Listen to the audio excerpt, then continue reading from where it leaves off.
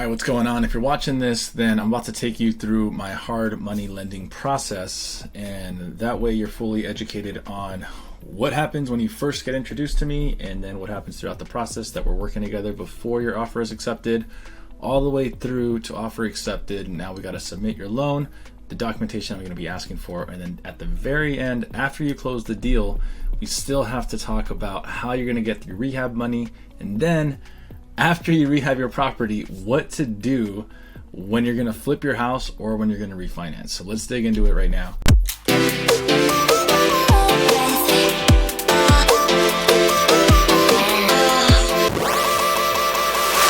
I use this app called Lucid app or Lucid Spark. You probably connected with me, you're a friend, family, either on YouTube or Instagram. If you're not following me on YouTube or Instagram, go ahead and give me a follow. It's Fernando Corona. It's both on YouTube and IG. You got my email, you got my number there, so you can always reach out to me directly. First thing first, are you a first-time investor? And the reason I ask this is because sometimes people ask me like, hey, I'm a first-time investor, is the process different? Or I'm a seasoned investor, is the process different? The process is actually the same. If you look, if you're a first-time investor, no, we're going to talk about a pre-approval letter. If it's a first-time investor, yes, then we're going to talk about a pre-approval letter. So now if you're a seasoned investor and you don't have a pre-approval letter, or you already have one because you're seasoned and you don't need one, then that's totally okay. What do I look for when asking for a pre-approval letter? I was just on a call. He's like, hey, like what's the next step? Like how do I get a pre-approval? And I'm like, okay, I really only need two things. The first two things I need is your front and back of your ID, and then I need a screenshot of your Credit Karma or your Experian. The reason I ask for your front and back of ID is just so I can get your name right the first time. I've had too many issues where sometimes people use nicknames, and which is cool. Like I'm happy to call you by your nickname, but I kind of need to know the full name when we go to submit the loan. I don't want any issues later on. A screenshot of your credit, that just helps me out up front when we're talking about interest rates and we're running scenarios in this next piece. Here, once you get the pre-approval letter, you're going to be going out finding properties and everything, right? Now we're going to be running scenarios. So when we run a scenario, I kind of want to know, is this a purchase or a refi? You might be asking like, why would I do a hard money refi? And it's because in some instances, people will buy cash. When they buy cash to win the deal, they say, hey, Fernando, can we set up a delayed purchase? So a delayed purchase is where we basically do a cash out refinance on your purchase of the property, and we still give you the rehab money. So it's as if you bought with hard money, but you probably bought with your own cash. It's a way for you to get some cash out to start, and you get your rehab financing. It's a way for you to buy your property with your cash and then still get money. So it's called a delayed purchase. But for most of you, you're probably buying because you're probably reaching out to me because you're planning on purchasing a property. So you'll just send me this whenever you send me a scenario. Hey, Fernando, can you price this, or can I do this deal? Things like that. So I'm gonna need to know, what's the name of your business? What are you buying in? What's the desired LTV on the purchase? I'm gonna be helping you through this process. When you give me the purchase price and you give me the rehab amount and you give me the ARV and then the property address, if it's a single family or duplex or how many units it is, right? When you give me this information, I'm gonna be able to tell you how much loan to value will be able to go up to. So for really good deals, even if you're a first time investor or flipper, we can actually go up to 90% LTV or 90% loan to value. What that means to you is we only ask you to bring 10% down payment. That's not for every deal. So it depends on how much meat is on the bones and how much risk the lender can take. So that's why I need purchase price, rehab, and ARV, as well as this information down here, because then we're gonna have different risks that we can take associated to that. So every deal can be different. One deal I quote you could be only 10% down. The next deal, if it's too tight together, then it's gonna be more like 15 and even 20% down. I'm gonna be helping you guys through that. After we run scenarios, maybe 1 or 2 or 3 or however many scenarios we have to run together, that's totally cool. Either me or my team are gonna be running these for you. Then your offer gets accepted, right? I just got a message today from a client. He's like, boom, offer accepted, let's go. And it was probably like our third deal scenario running together. And I'm like, okay, dope, get me over the contract. Like there's certain things that I need so I can submit the loan. Now we're gonna go into loan submission, right? I'm asking him like, hey, what other deals have you done in the last 2 to 3 years? What other properties did you flip them? So there's something called a real estate owned list or an REO list. It's good to build for yourself anyways, if you're going to be a seasoned investor, or if you're already a seasoned investor and you don't have one, DM me or email me and I'll send you over a template. If it's a scope of work template that I work with. So I usually like to sit with my investors, especially if it's their first time and they haven't filled out a scope of work, then I'm literally having a conversation with you, guiding you through the scope of work, and we're filling it out together. Some people will ask me, well, Fernando, do I need a general contractor's license to fill this out? And only if there's like structural work or fire damage, like if it's a really, really beat up house, then we do require a contractor's license. But if it's cosmetic work, you're just doing some small stuff here and there, then you don't need to be, we don't need to get a general contractor involved, and it's okay for you to do the work yourself if you want to. All right, then we're gonna need, going down the list, we need your insurance contact. So we'll need like a homeowner's insurance quote on the title contact, who's gonna be helping us do this. When we're doing a refi and you already own the property, you get to pick who you want to use for title. So a lot of the times we'll ask like, hey, who's the title contact? Or your real estate agent, if you're doing a purchase, they're gonna know who the title contact is. Then you gotta have a guarantor. So we need, even though we're buying in an LLC, because it's a hard money loan, we still need somebody to personally guarantee the loan. When I partner with investors, I'm the one that personally guarantees the loan because I don't want my investors to take that risk on. So I'll do everything to personally guarantee. So let me know if there's multiple people in your LLC, who's going to be personally guaranteeing. I usually recommend only one person guarantee unless all of you want to personally guarantee, so you spread out the risk. That makes sense too. Next, I'll want the signed contract. This is the purchase agreement, and I need that signed in the LLC that you're going to be buying in. So it needs to be like verbatim, kind of, we need to match up the purchase contract with the state filing that you have for the LLC. If you don't have an LLC, this is the other piece of value and benefit I bring. I can help you create one. I don't charge to show you how to do it or to create it. Most attorneys will charge $1,000.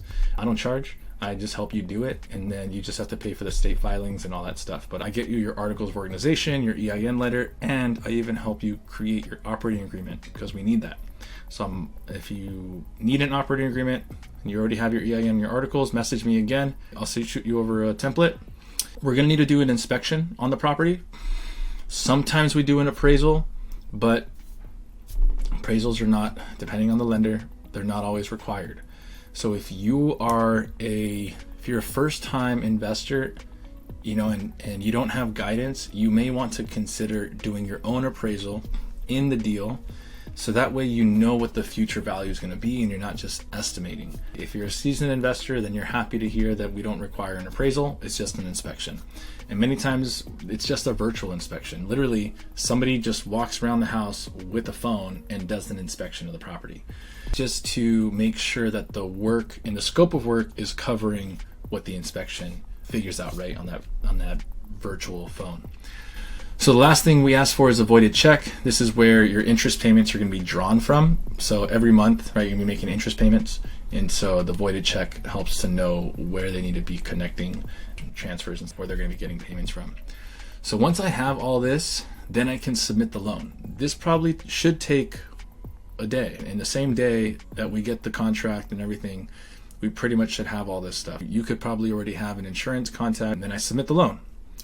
Once we submit the loan, probably 24 to 48 hours after, we get what's called a conditional loan approval. This is where underwriting, the people that have to protect, there's underwriters, think of them as the protectors for everybody's money that's being lent out to you. So they got requirements and conditions after I submit this loan. Sometimes it's something simple like, hey, insurance has to be this LLC name the way that it's spelled out, or we need a correct insurance amount to cover, all 3 units. Sometimes it's like as simple as that. Sometimes it's a change in the scope of work where they might say, hey, we noticed that you have framing and roofing in the same line item, and so we have to separate those out. So they kind of want to see all the work that's going to be done. If we say something's going to be done in the description of the project, we have to just make sure it maps out in the scope of work, but underwriting's job is to make sure that the inspection that they do with the scope of work, with our line items, everything matches up. We talked about the inspection scheduling. We talked about the appraisal. Sometimes that's optional. So the goal there is just get the conditions cleared as soon as possible. People ask like, hey, how quickly can we close? The sooner we get these conditions cleared, we can close in less than 10 days. It's just a matter of getting all this stuff in. The next step here, once we have all the conditions in and underwriting has reviewed them, we're going to get what's called clear to close, meaning clear to close this deal. So right now we got a deal in escrow, and we're still waiting on 2 more documents, like 2 more updates. So it's Thursday, we're supposed to close Tuesday of next week. The good news is that as soon as we get those docs in, the last 2 things the underwriter is asking for, and we submit it, we can close within 24 hours. We get clear to close the same day. We're sending out the loan docs to title and the funding team.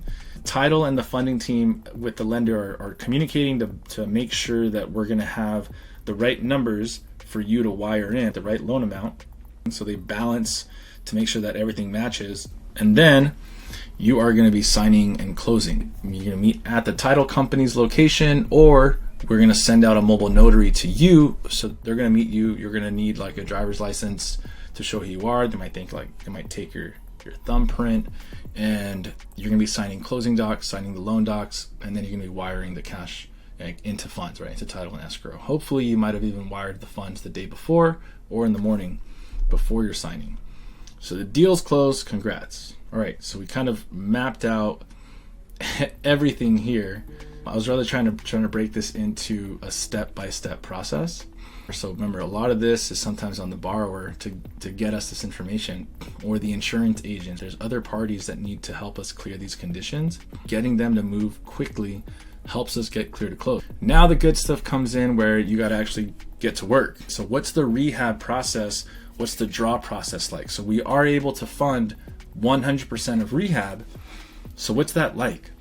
Step 1 is you're going to pay the contractor. On the rehab side, it's a reimbursement schedule. You're going to pay the contractor first some set amount. Let's say it's a $60,000 rehab, and you're going to talk to your contractor and say, I'm going to pay you 15 grand up front. You pay them 15 grand up front. Contractor does 15 grand of work. After they do the work or during their work, you message me and you say, hey, Fernando, I'd like to request a draw for 15 grand. Okay, then what we're going to do is we'll send an inspector out. Think about the inspector as somebody who's like double checking your contractor's work, because your contractor is going to tell you they did 15 grand of work. But sometimes, especially if you're new, you're using a contractor to do the work you don't want to be taking advantage of. So this acts like a double check. Make sure the work was done. It all checks out. We wire or we ACH transfer you the 15 grand. You can now take that same money. You can send it over to your contractor one more time, and now the process repeats. Pro tip is, if your contractor or somebody on your team says, hey, we finished up the wiring or whatever for a certain portion of the house, or let's say they said the entire house, right? The electrical for the whole house. The inspector goes out and it looks like it was only done for the kitchen. Well, you're not going to get the full $10,000 that you requested, or 15,000. You're going to get a percentage of that. And you're going to come back to me and say, Fernando, what the heck? Like, why didn't I get my full payout? And we're going to go back to the scope of work and say, look, like it said all this was going to be done and it wasn't. So, but that's good, because now you can go back to your team and say, hey guys, like this line item said that I was going to pay you for all of it to be completed. What's going on? And then that's when you have a conversation about like why it wasn't completed. And it might be a legitimate reason as to why. So just know that if the inspector goes out and some of the work is not completed, then you're only going to get a partial payment. Okay, just be aware of that. It happened to me, and it's just like one of those situations you have to go to your contractor and talk to them about, hey, how do I get, like, this work needs to be finished so I can get the full payout. So that whole process from you initially requesting it to sending an inspector out to getting your money back is like 3 to 5 days. So it's not like you're going to wait 2 weeks to get money back to you. A few things to note there. You do have to pay like $100 to $200 every time we send an inspector out there. If you're only doing 4 inspections, then that's $800. And if you only do 2, it's only $400. And you could do more. Maybe you only have 10 grand that you want to use up front, so you could do 6 draws of 10 grand. Again, this is up to you guys. I do want to iterate that you don't pay interest on anything that's not drawn. So if you had 60 grand, or in this case, I could put 100 grand right here, but you don't touch it, or you're not using all of it at once, you're not getting charged interest on it. All right, so that's the rehab and draw process. Obviously, like towards the end, as you draw everything out, Now you have a choice. Like, are you going to sell? Are you going to flip the house? Are you going to sell it? And if yes, you're going to message me again and say, Fernando, I need a payoff letter from the team, so that way we can give you a payoff letter. So when you sell the property, title is paying off the lender for the loan that they have, and then you're given the profit on that property. If you're not going to be flipping or selling and you're going to be looking to refinance, shoot me a message. Most likely you've probably already talked about this, but if you're just watching this video just to learn, then you kind of want to have a strategy already from the beginning. You know, if you're going to flip or sell, or if you even look at the option of refinancing, so you can see what, if you're going to refinance conventional loan or DSCR loan. If you don't know what a DSCR loan is, I'm happy to send over another video, or there might, if this is on YouTube, there might be another link to click into, so you can learn about that type of loan and the difference between a DSCR loan and a conventional loan. So we finished this up. I just went through the entire loan process for a hard money loan from start to finish, of when you first are introduced to me, to what I need from you and how we work together and how we get an offer accepted, how we submit the loan, get the conditional approval to work on the conditions so we can get clear to close and fund, so you could sign, get the property, close the deal, get your draws, get your rehab done, and then get out of the property or refinance into a rental. I hope you guys found value from this video. Reach out in the DMs at It's Fernando Corona. Like and subscribe if this has tickled your feathers in the best way possible. We'll talk soon. Bye.